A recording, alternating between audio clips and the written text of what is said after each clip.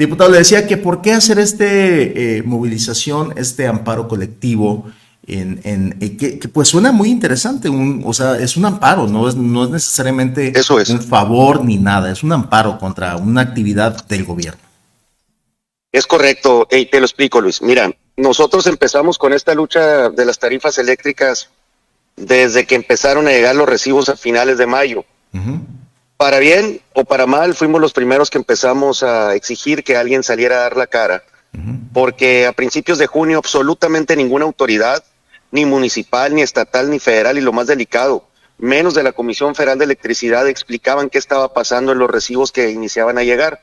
Recordarán ustedes, tu audiencia, que por años en Sonora se había tenido un subsidio en el que el Estado de una u otra manera prorrateaba y contribuía con un porcentaje. Este anuncio en este año para el 2023, para el verano del 2023, se hizo el 27 de abril por parte del gobernador del estado.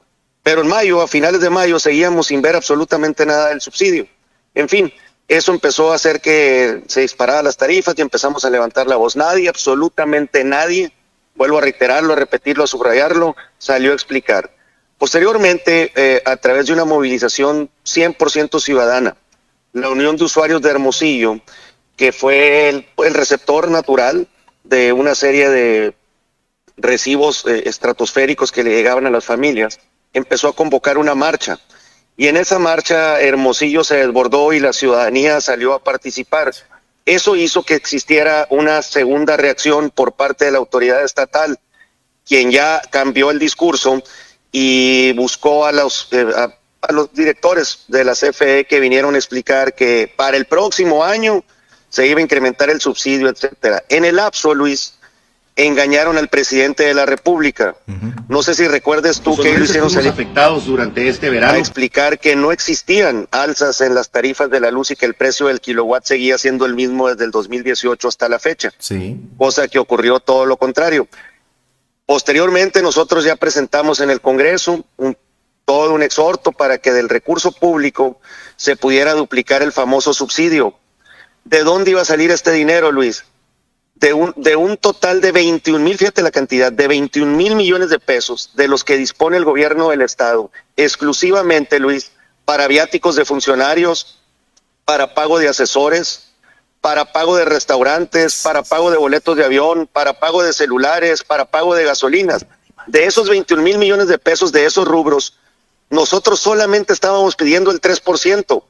Es decir, el equivalente a 700 millones de pesos. ¿Por qué 700 millones de pesos? Bueno, porque era lo que el gobernador había anunciado, que era el subsidio logrado para este año. Entonces, pues si ya son 700, metámosle estos 700, no estamos afectando obra, no estamos afectando educación, no estamos afectando salud, no estamos afectando seguridad pública, sino esos rubros frívolos de los burócratas del Estado. Nos votó en contra la mayoría de Morena. Y absolutamente no pasó. ¿Por qué se hace eso desde el Congreso, Luis? Bueno, porque el Congreso es quien aprueba y quien tiene la facultad de modificar el presupuesto de egresos, que es lo que gasta el gobierno.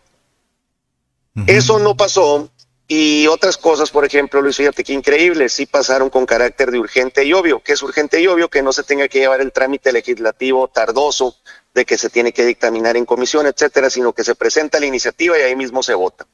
¿Qué sí se ha votado, Luis, con carácter de urgente? El día del caballo, el día de que las cabalgatas sean consideradas una cultura de las tradiciones sonorenses, pero esto no fue urgente para la mayoría oficialista.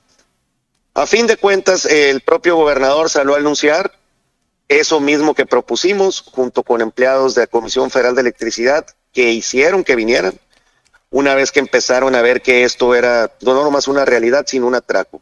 ¿Cuál es el problema, Luis? Y con eso respondo tu pregunta después de darte este antecedente a ti y a toda tu audiencia. El problema es que anunciaron que se iba a congelar la tarifa, que iba a haber 4 niveles en los esquemas de consumo y que se iba a duplicar el subsidio, que es lo que estábamos pidiendo, pero para este año. No más que eso, Luis, va a ser hasta el año que entra. Entonces, ¿por qué recurrir a una medida legal como lo es el amparo colectivo, Luis? Iba a decir una mala palabra, pero la voy a cambiar. Porque la friega ya no las metieron.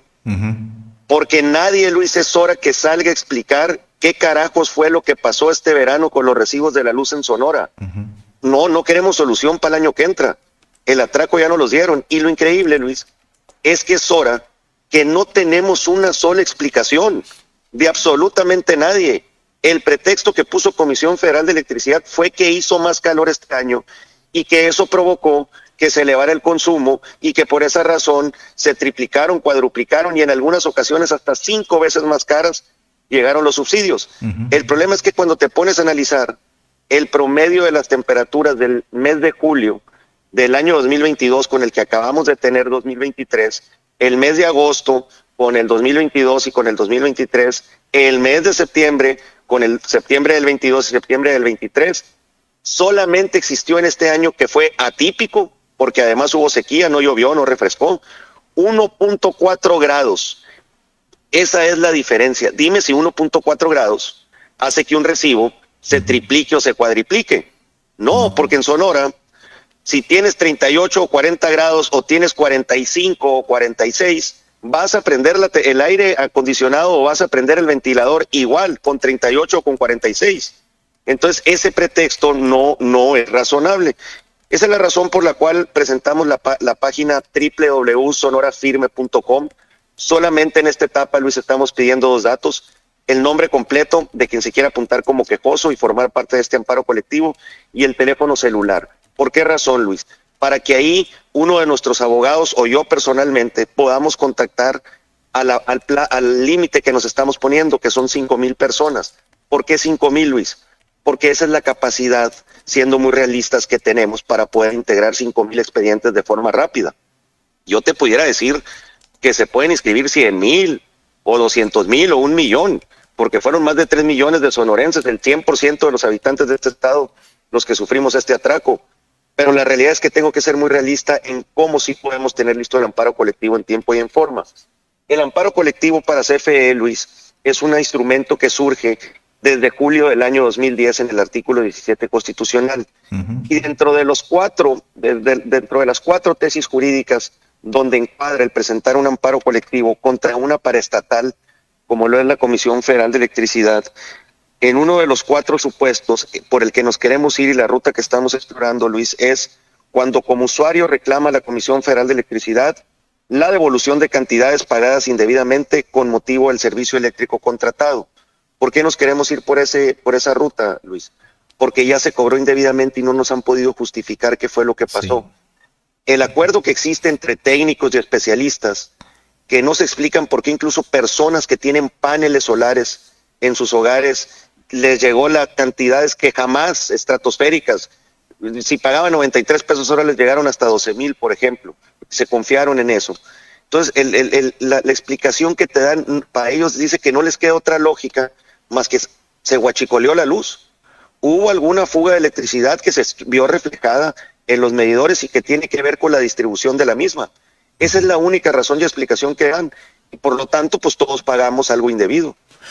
Y además, diputado, esto es muy importante lo que estás comentando, o tal vez simple y sencillamente cobraron en exceso pensando que no iba a haber este levantamiento inesperado que se vivió y que puso en alerta el gobierno del estado, y que inmediatamente después de aquel sábado se multiplicó la cantidad de personas protestando, ¿no? Y aquí la pregunta es, diputado, ¿por qué los diputados de la 4T, aquí nosotros tenemos varios diputados de la 4T en esta región, no encabezaron y abanderaron esta lucha social si ellos siempre están del lado del pueblo, que del lado de los vulnerables, etcétera, etcétera? No tomaron esta bandera.